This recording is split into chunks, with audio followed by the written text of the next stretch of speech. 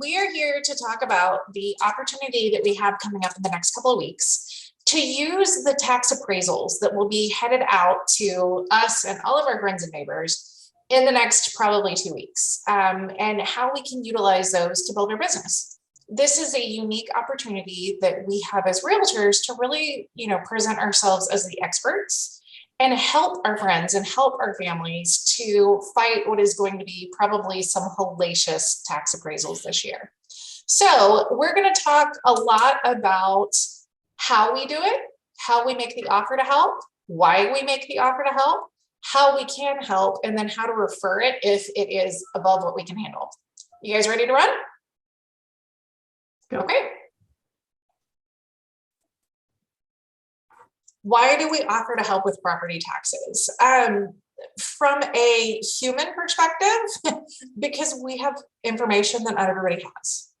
As realtors, we can access what has sold recently. We can look at, did it go above market? Did it go under market? We can look at trending, and the general public doesn't have access to that information. So this is a unique opportunity that we have to help our friends and our neighbors to appeal their property tax appraisals. I'm going to show you guys some numbers here in a little bit about how much property taxes have gone up, or how much property values have gone up in the last 12 months. And I think that you'll see it's a unique opportunity for us. From a marketing perspective, if we are offering to help appeal property taxes, it reinforces in people's minds that we're realtors, that we are professionals, and that we have specialized knowledge regarding property values that other people don't have. It also gives us something interesting to talk about. It gives us something that we can post repeatedly to social media, that we can mention to our friends and neighbors. And it's something that we can utilize as a talking point, whether that's a live and in-person discussion or it's a virtual discussion through social media. That's not just the usual, hey, do you know anybody who wants to buy or sell a house? It's a little bit different, and it's a way to provide value. And then that third thing from a marketing perspective, again, this is valuable information we have that other people don't. So this is a way that we can give people something of value, and giving people something of value is always less salesy than just asking for business. So lots of reasons to do this, lots of ways to capitalize on this opportunity. That also includes, just from a professional development perspective, you're going to do a lot of comps. You're going to get lots of practice pulling comps and lots of practice creating CMAs, which means when it's crunch time and you've got multiple listings happening all at the same time, you've got that repetition and you've got that experience, and it's really easy to do it quickly. Can you see my screen? Awesome. Okay. How do we offer to help with property taxes? I have found a couple of different ways that work really well. Posts on social media. I'm going to show you guys some here in a minute. Letters to your neighbors. If you've got KV Core, using a KV Core landing page that's tied to those social media posts, all of these are great ways to do it.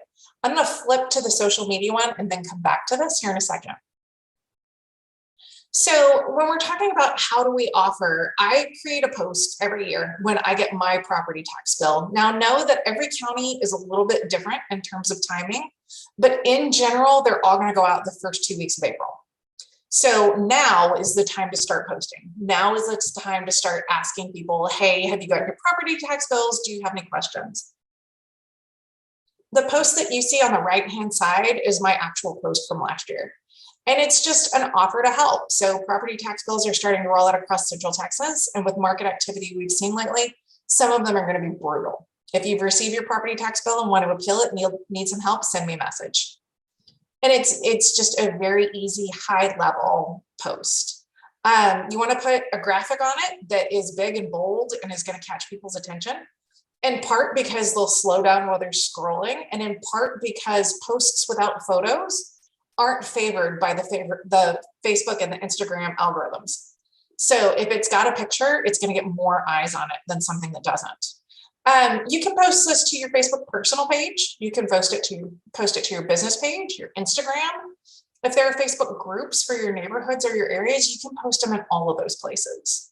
And you want to be sure that you post them weekly or bi-weekly throughout April, as those different counties do mail them out at different times. Now, there is a very short time period that people have to appeal their taxes. They have 30 days from the day that they receive the letter in the mail to file their appeal. So we got to hit this and we got to hit it fast. If we wait until, it warms up a little bit, if we wait until the end of April, we're going to miss the opportunity for a lot of people. I have heard that Williamson's are coming out soon and that they're going to go up quite a bit. I have not heard when Hayes and Travis are going out, but again, generally they're going to be that first week of April. People have 30 days from the time that they receive it, and no later than May 15th, according to the Texas State Comptroller's Office. I'm going to stop there for a second before I flip back to talk about letters and direct conversations. What questions do you guys have about how do we get this message out? Where do you get this cute little graphic? Is it already in KV Core? It's not. I Googled it and saved it as an image off of Google Image. So does that not affect with the advertising laws that the graphic is not yours? I do not. It's a good question. I think I got it off of a free clip art. I don't remember. I'll go back and look. Okay. Candy Cook scared me about posting things that are not ours and how Did she? Yeah, Okay. how you can get sued. So Yeah. that's why I'm like, I don't know if it's just in terms of like listing photos, like if we pull it from the MLS Yeah. and advertise Listing it. photos for sure. In general, my clip art and stuff comes from either free clip art sites or through Canva, where I have a paid subscription. Oh, okay. Okay, I'm gonna hop back a page real fast. Because another thing that I do is I send a letter, and I'm gonna send these to my neighbors. So in my neighborhood, there are 175 homes. I'm gonna send a letter to all 175. And this letter is available in our templates Dropbox if you guys want to steal it. If you want your own version, let me know, and I can, with a couple of quick changes, get this to you so that you have your own. But I'm gonna send this up to all my neighbors that says, last week I received my property tax assessment for this year and I wasn't thrilled with what I saw. I'm guessing your assessment's gone up quite a bit, just like mine. According to the Austin Board of Realtors, the median home price in Hayes County went up 25.4% in 2021. Hope everybody filed their homestead exemptions. And so then I put in there, I'm going to appeal my property taxes. I'm happy to provide sales data from 2021 for homes like yours if you plan to appeal as well. Here comes Corey. Let him in. And then I always make a point to point out to people, I don't charge for this. There are places out there that will charge you to pull this CMA data. I don't do it. In part because I think that it's silly that in the state of Texas, this is not common information, but also in part because I'm hoping that they'll remember me as the friendly realtor that gave them data on what their cost was worth. So I will be posting to Facebook with that post that we just looked at. Hey, Corey. I'll also be sending this letter to my neighbors. And then since I do have a KV Core license, I'm creating a landing page that you guys can see here, that when I run my social media posts, I'm going to have a link to the landing page. And that way people can click on it and then they can go put their contact information in it and we're off to the races. Everything goes from there. A couple of key points that are on that landing page. I told you guys that I wanted to share with you what those numbers were. So in Hayes County, the median home value went up 25.4% in 2021, year over year, according to the Austin Board of Realtors. Travis County was 30.5 and Williamson County was 38.8. Let that sink in. 40% home values went up in Williamson County in 2021. It's bonkers. It is absolutely bonkers. So when I post my social media posts, I will be linking to this tax assessment and appeals landing page. Trish, I know you do not have a KV Core license. I have done this for years without one, and I just told people, send me a message. Okay. So once you've got the message out there that, hey, I want to help, this is how you've spread the word. The next thing that you need to kind of have a decent idea of is what the appeal process is like. I've appealed my property taxes every year that I've owned a home just on principle. But I didn't really know what all went into it. So there's a link at the bottom of this slide that takes you to an incredibly boring, like 30-minute presentation by the Texas State Comptroller's Office, but it helps to give you a better idea of what's happening in the background behind all of these appeals. It also had some information in it that I wish I had last year. I had quite a few people last year that appealed their taxes, but because of COVID, their hearings weren't until in the summer. They were really late, summer, fall. And by the time they got to their hearings, the feedback that the appraiser's office was giving them was, well, this is what they're selling for now, so this is what it's valued at. According to the comptroller's office, they are not allowed to use anything that happens after January 1st, and neither are we. Oh, Yeah. So there are a lot of people that maybe needed to reference that little piece of information with their review board last year that are being taxed on a much higher rate than they should have been last year. So a couple of things that happen. Number one, when homeowners are trying to appeal their property taxes, they need to get a feel for what their home's current value is. There's lots of ways they can do that, but this is where we can step in and help. The best way, according to the comptroller's office, is to get an appraisal done. Good luck with that right now.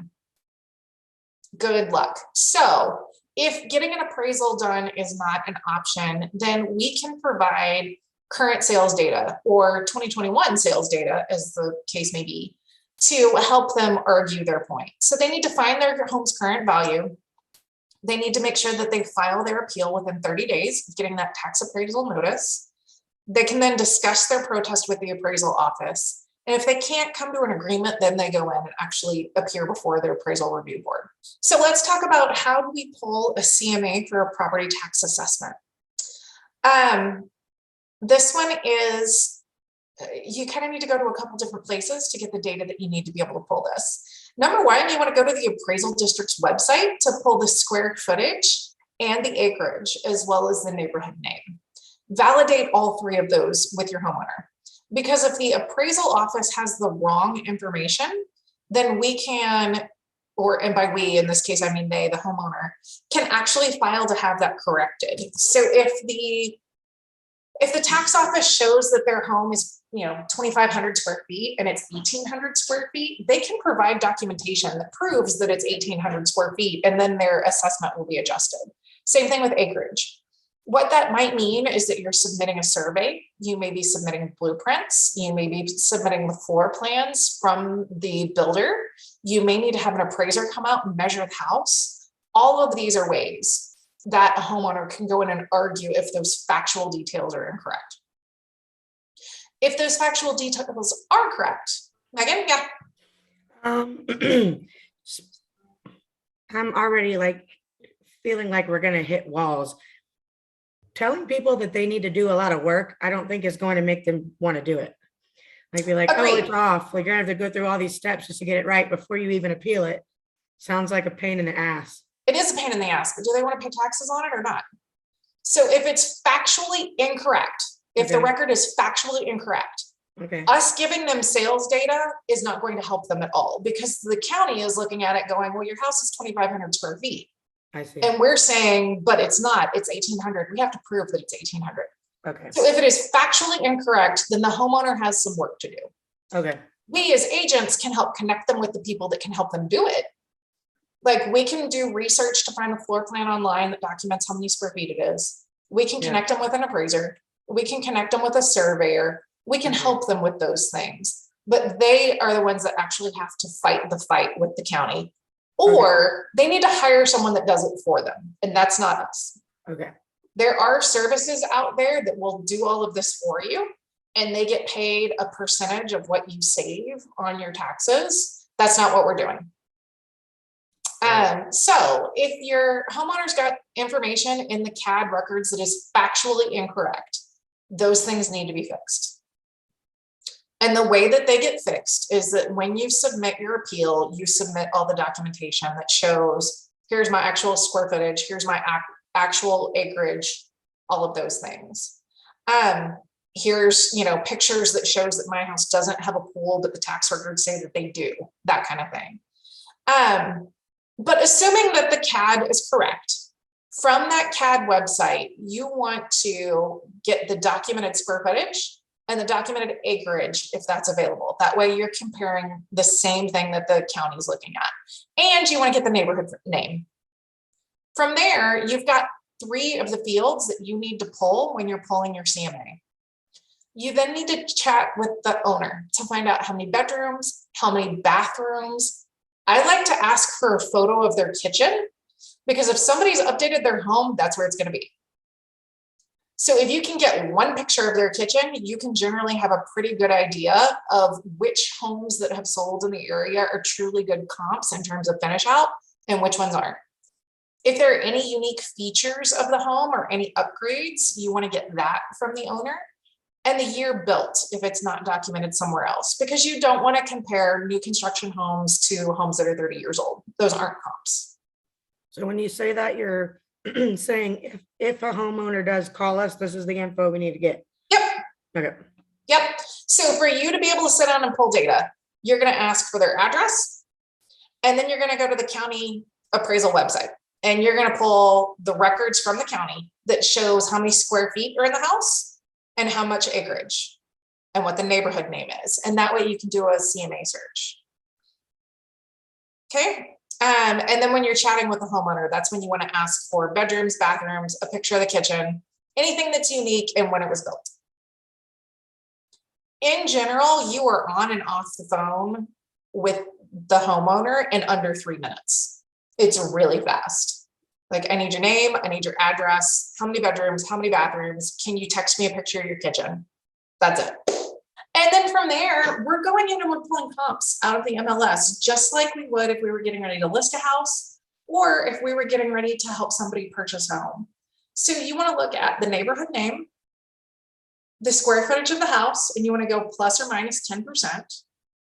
Acreage, if that's an issue. If you're in a traditional neighborhood that's 0.15 acres per lot, you don't want to compare that to somebody that's on 4 acres. Not the same. So you want to make sure that you're adjusting for that. Bedrooms, bathrooms, year built, and then you want to sit your search to only look at what closed between January 1st and December 31st of the previous year. No active under contract, no pending, only what closed in 2021.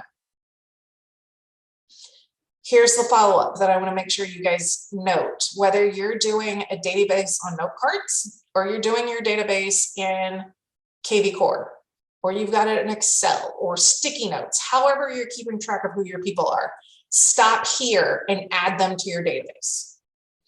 Because if you are, let's say you're doing your database on note cards, next year when you get ready to do this, you can pull that card and shoot them a message and say, hey, it's tax appraisal time again. Would you like me to pull you this information? You can send this information to them. Or if you've captured all their information here and then the market goes up 15%, you can shoot them a message in May, that says, hey, market's gone up 15% since we looked at your tax appraisal. Here's what your home might be worth if you were interested in selling this summer. It's just a great way to keep in touch with people and make sure you don't lose that contact. I have gotten listings from doing this in the past. So I think I've had 3 from doing this. So when you get their information, make sure you add them to the database. I do want to pull up the MLS and actually show you guys what this looks like so that you can see exactly what I'm talking about. Also, I just got a notice that says invoices are due on the 31st. So if you haven't already paid your MLS invoice, don't forget. Okay, I'm going to pop this over here. Can you guys see my MLS now? Okay, cool. So we're going to go to search. We're going to go to residential. I'm gonna go to closed and I'm gonna do it by date. So I'm gonna do 1/1/2021 through 12/31/2021. Okay, let's go pick on a house that I owned 15 years ago. We're gonna look at Plum Creek and Kyle, because I kind of wonder what it's worth. Okay, that house had 1,306 square feet. That was an important 6, let me tell you. So it was, let's see, what's 1,300 minus 130? 1,170 to, I'll call it 1,150 to 1,450. That's close, right? Like I'm trying to get within plus or minus 10% of the square foot. That's pretty close. Okay. There were, you guys can see down here, there were 32 that sold during that year in that neighborhood. So let's pull up. Okay, so something I can tell you right now is that a lot of these are duplexes. So I'm going to go back to criteria. I'm going to say single family. All right, that got a couple of them out. Not all of them though. I'm going to get rid of that one. I'm going to get rid of that one.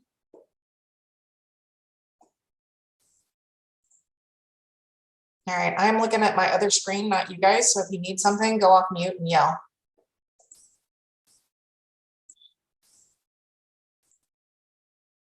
All right, so I've thrown out those. Jen, I want you to do my property next.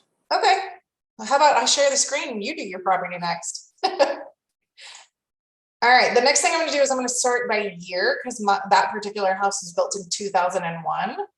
So these ones that were built in 2019, not comps, not even close. All right, I'm gonna say anything before 2010, which is kind of an arbitrary number, but that's the one I'm going with because what houses, the style of houses before 2010 and the style of houses after 2010, pretty different. Okay, so I've got houses that were between 1,300 and 1,500 square feet-ish. All right, let's do down here. I'm going to hit quick CMA. Let's see what it gives me.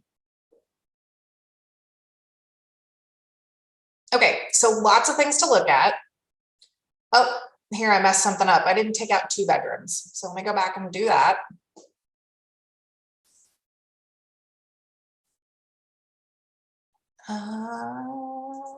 Yeah, no 2 bedrooms, no 4 bedrooms. Okay, only 3s. That's what I got. Okay. It was the cutest little house, y'all. It was adorable. All righty. Okay, so here's the important information down here at the end. You want to be able to share with your clients or these potential clients that have reached out to you that on average, those homes sold for $308. So they listed between $289 and $404, and they sold between $306 and $405. I want to know who sold a house for $405. I gotta go look at that. That's crazy to me. The other step that I would take with this is I would go in here and hit refine and then narrow, not discard, because if you discard, it throws out everything that you have check marked, but if you hit narrow, it only keeps what you have check marked. So I'm throwing out everything that was not enough bedrooms, or it was a duplex or whatever. And now I am going to just kind of flip through. I told you guys sometimes it's good to look at the photos. That's why I asked for. The third one down is the one that sold for 405. I know, I would can't look wait at to the see it. updates. Okay, so this is actually the same floor plan as my little house. It's so cute. Okay, so yeah, I'm gonna sit here and just flip through them and see, are they updated or are they not updated? This is definitely updated. Wowza. It's blue though, so I'm gonna say that one's a no because it is very updated. Let's click on this one.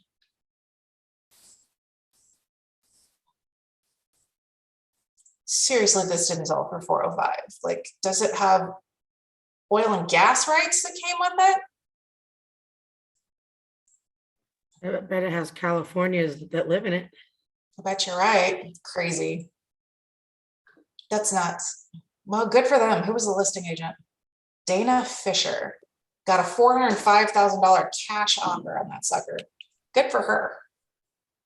Okay, regardless, you guys get the point. I'm not going to sit here and go through all of them, but you want to screen out any that are obviously very updated. And then when you do your CMA, you can share that with your clients to say, listen, here's about the dollar per square foot that it went for. Here's what you should expect. In a neighborhood like Plum Creek, or Garlic Creek, or Cherry Creek, or a lot of these neighborhoods, they're all named creeks. There are going to be a whole bunch that are exactly the same square footage. So if that's the case, you can even narrow this down narrower, even make this tighter. Say I was looking for one of these floor plans that was 1,379 square feet. There's 5 of them. Like, you can take that exact floor plan and say, this is what it's worth. This is what they sold for. Questions about how I pulled those and what you would look for or what you would not. It's much easier to do this in neighborhoods of tract homes where they're all the same, because your finishes are going to be fairly consistent. Your size is going to be fairly consistent. You're going to have a whole bunch to choose from. Versus if you're doing fully custom homes, that gets a little bit trickier. So we'll definitely go through and take a look at one. Corey, you want to drive to do yours, or you want me to pull it? No, I'll do it. Okay, I'm going to share with you. That way you can play. Give me 1 second. Because yeah, when you get one that is not, like when you get homes that are more custom, it requires a little bit more work to try to find good comps for it. And so if you find one that you get stuck on, just jump. All right, Corey, you can drive. Okay. So search, residential.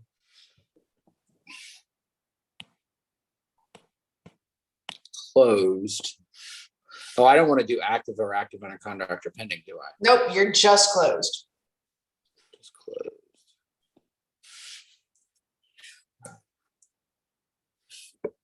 Single family. So instead of doing 0 to 365, you can actually Nope. go in and change the dates. Yep, Corey, you don't want to do 0 to 365 or it's going to pull 2022 data. Right. It's weird because it's not the way we normally do a CMA.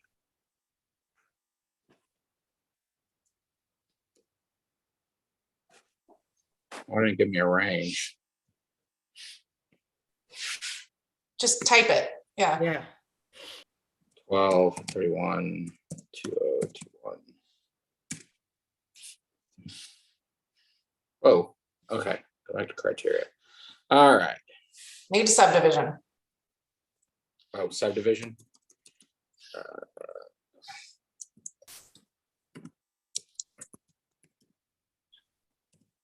Trails. All right. Results. 1. Yeah. That's it. That's how much your home's worth. That's it. Yeah, no, it's not. I sold that one, and your house is definitely worth more than that. I got a new Zestimate email today that said 928. Oh, wow. That'd be fun. Hey, can I sell your house and be your agent? We decided to go through the process to get our property replatted and sell off an 1.5 acres. Well, all right. Because it's too down. It just sits there. It's where my septic sprinklers spray. Yeah. I'll have to move my septic sprinklers. Okay.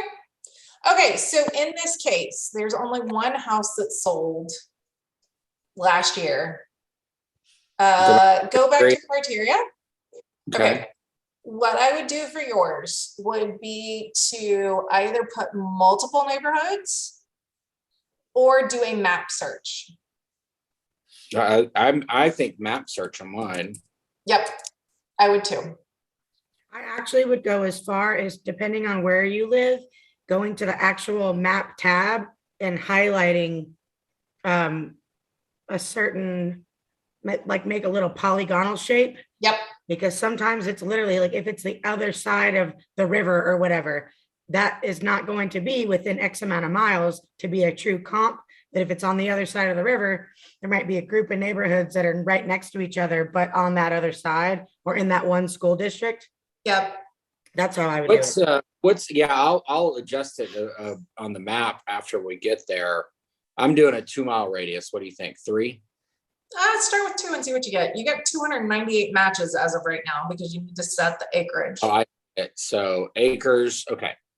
If I'm 3 even, would I do 2 to 4? Yeah, probably. Okay. That's a good place to start anyway. 5, 2 to 4, 2 to 3. Okay, let me ask you, do you only want 4 bedrooms or do you want to look at 3 bedrooms here? What if it's 3 bedrooms and an office? 3 to 5, okay. And square foot, mine on the tax record is like 2398, but I know it's like 2700 because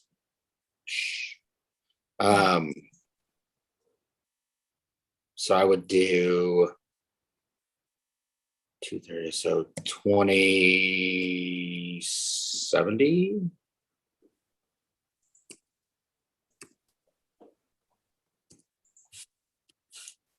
To 2430. Is that correct? If I went 230 up, 230 down? Yeah, that sounds about right. All right, I was built in 99, so how high up and down? I would actually start by just leaving that blank and see what you get. Because right now you only have 2. Oh, geez. Okay. Well, that didn't help much. It didn't. Unit A. Yeah, no, you don't want that. Okay, so here's what I'd do for yours. Go back to criteria. Make it 3 miles. Take out the bedroom and the bathroom numbers. Still 4. Still 4. Okay. Go mileage. Go 5. Yeah. 6. Okay. Let's 6. see what you got with 5. I think we're probably gonna have to throw a couple out. Okay, Clark. So I got a Ruby Ranch in there. At least one. You probably want to pitch that. And Indian Point is in Austin. Get rid of that. Oh, I see it. So yeah, you've got Remuda, Chaparral Road, and Oak Hollow. Look at that. Look how outstanding that Oxbow Trails one is compared to the rest. Yeah. House that is. Huh? I can't think of which house that is. You know which house that is. 223. Oh, okay. You sold that. Yeah, you know which house that is. Wait, that was in 21? Yeah. February. Oh, February 24th, 21. Okay. Oh, yeah. When it comes to fighting your taxes, in this situation, you probably want to throw out the Clark Cove. You probably want to throw out the Unit A. I want to throw out this room. Oh, no, for property tax. I want to keep it. You definitely want to keep it for property tax. So I'm down to 3. You're down to 3. And so your strongest argument is probably to take that one. I mean, you're going to take all 3 and say, these are the 3 that sold. I'd pull pictures from the listings and take pictures of your house and put them together. Take pictures of my house after Jackie's been gone for a whole weekend. Well, I mean, that could work too. It'll look like a dump. All right. But yeah, if I was trying to I feel this is not the year for I would help. take that one from February and say, look, this is the only one that sold in my neighborhood. That being said, it was in February, which was before the crazy started. So you're probably, I'm sorry. So that was a 5-mile radius. Yep.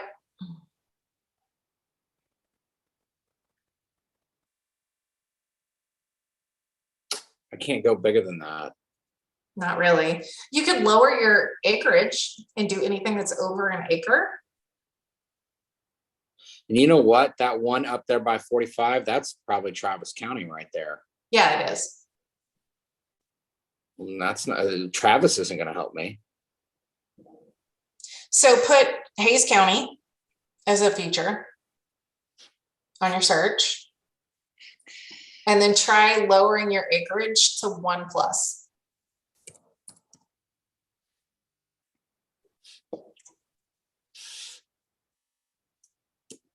You just do 1 plus? Yep. Okay, they gave us 10. Let's see what we got. What do you think? Look at the map here. Okay, that It's better. was our Hayes County. Look at that. Yep, it's better. Okay, so let's go back to it. Oh, yikes. I pretty much have 16,223 to.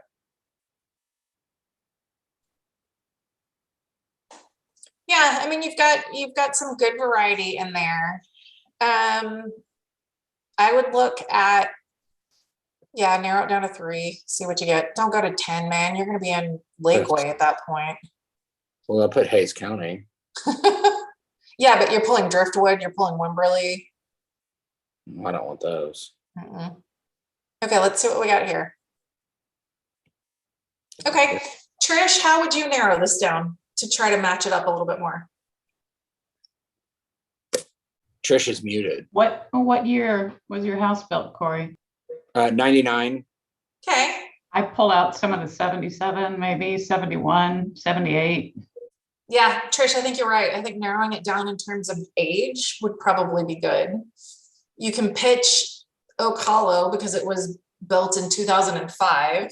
You also have the 5.9 acres and 8.4 acres, which aren't anywhere close to what you have, right? Yep, So- I'd throw those out for sure.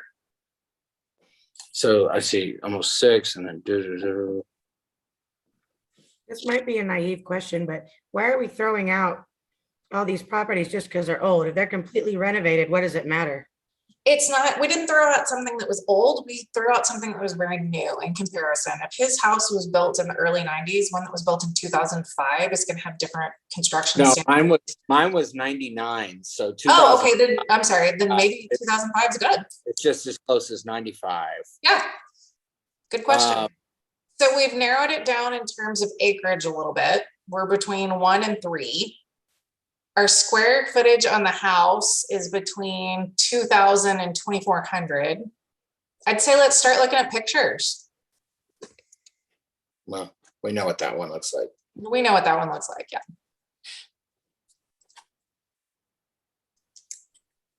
Is that your house? No, Oh, mine's not on here. Mine's not. Oh, Yep. this is fancier than my house. Okay, So Yep. I'm No. keeping 16,223 because that's a very low comp. well, and it's across the street, so you should use it. All right, Tanglewood. I've been in Tanglewood, you've been in Tanglewood. Well, they had a pool. Yep, I think that's a good one. yep. Chaparral, 2206 Chaparral Road. 2026. Yeah, that works.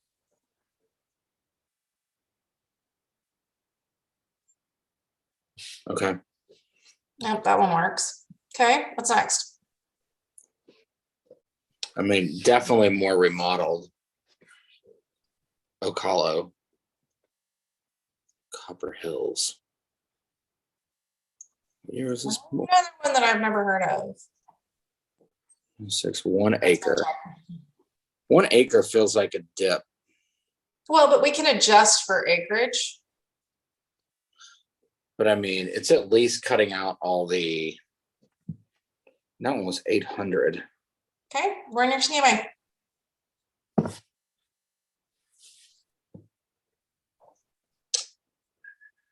Average or median? What do we like? I look at both. Ideally and normally they're pretty close to each other, and that's what it looks like here. If they're wildly different, you've probably got an outlier that you need to take out, or at least consider taking out. Well, I mean, I kind of have 2 outliers, 470 and 800. Well, min and do the max. balance.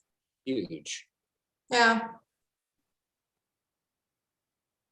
Yeah, mean, so if I were taking this to the, if I was the homeowner and I was getting ready to take this to the CAD to argue that my property taxes should be less, I would take this. I would take photos of my house and of some of these other homes. I'm gonna steal control back for a second. We've already talked about confirming that all the data was correct. If there's data in the CAD that's wrong, they need to supply something that gives them the right number. If there's something special about their property that is negatively impacting their property value, they need to provide that as well. So if they say their home isn't worth as much because the slab's cracked and they have an engineering report from that calendar year that says their slab is cracked, they can bring that. If they've got repair estimates that say it's going to cost 60 grand to replace the foundation, they can bring that. If it's dated January 2nd, they won't take it. It's got to be from the previous year. And then they're going to bring that sales data, that CMA that you've given them, and explain any exclusions, anything that they pulled out.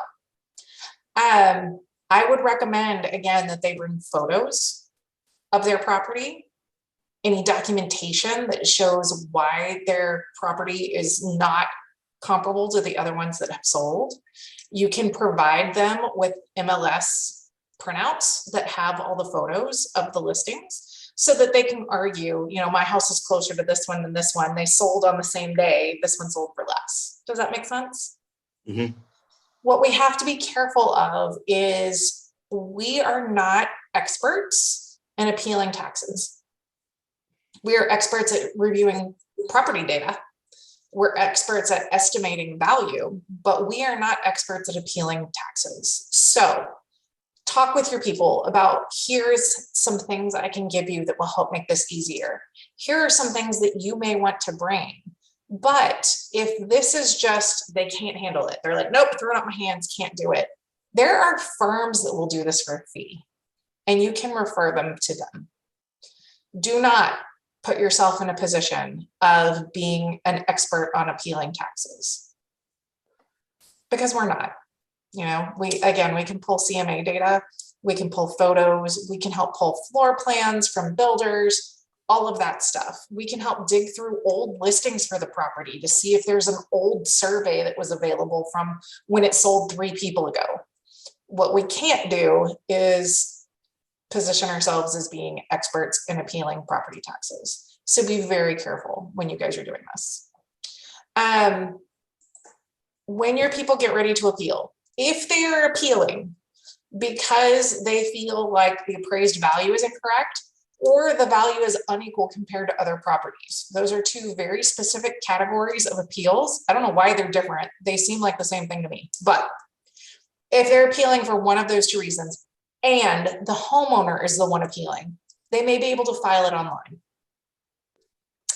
If they are filing for any other reason, like they applied for a disabled veteran exemption and they didn't get it, they applied for a homestead exemption and they didn't get it, or if they're having a third party, let's go ahead and spell third with a U, y'all. That is fantastic. I'll fix that after the fact. Third. Or they're having a third party appeal it for them. They're going to have to do it on paper. And the form is available at this website. This is a Travis County website. And if people are like, well, why are you sending me to Travis County? The form is created by the Texas Comptroller's Office. It's the same form for every county. This just happens to be the first place where I found that it was posted online. I like it how you spelled that right there. I know, right? Third. It's very nice. And again, things that they want to take, their appeal form, explaining why they think that their property is overvalued, the CMA data that you provide them, photos of comparable properties and their properties, engineering reports, repair estimates, surveys, documentation of square footage, any of that stuff can be submitted. But it has to be dated from the year before. If it's dated January 1st of this year, they're not going to take it. Pretty time intensive for about 3 weeks. You know, and the more people you can get this to, the more people you can get loaded into your database. Once you've got them in your database, if you're using KV Core and you've entered them, you can set them up for both a monthly market report that they'll get by email, and also you can set them up with valuations. And I send updated valuations to all of my people once a quarter. And the monthly report is what you showed us how to do a couple weeks ago, right? Yeah. Once you have that address, phone number, email address, that is, I mean, that's gold right there. because you can continue to follow up for as long as it takes. So, and just so that you guys kind of have a feel for, is this useful or is it not? I have gotten listings from doing this. I got 3 in Plum Creek a couple of summers ago. One of them came from this specifically. I posted it on Facebook. He saw it. He sent me a text message, asked me to pull data. I did, provided it for him. Followed up 3 months later and said, by the way, here's what they're going for now. And he said, funny story, I'm thinking about selling my investment property. Sold his investment property in Plum Creek. With the sign in that front yard, the neighbor 3 houses down saw my name and phone number and said, hey, I'm going to sell my house. That was number 2. I sent postcards after both of those sold, and the lady down the street kept them, and 6 months later called me. That was number 3. And, you know, a couple others that I've done this for over the years, I've done it for twice. And then when they decided to sell property, called and said, hey, you're the handy realtor that keeps sending us this valuable information about how much your property is worth. Do you want to sell it? Mm-hmm, sure do. So it does work. It's not the kind of thing that somebody's going to get this letter in the mail and then call you and say, you know what? I was thinking about selling my house. I want you to do it because you sent me a letter. That's not going to happen. But if you continue to follow up with those people, it's just a way, this is a way to increase your sphere, to increase the number of people in your database, to keep following up so that you get their business.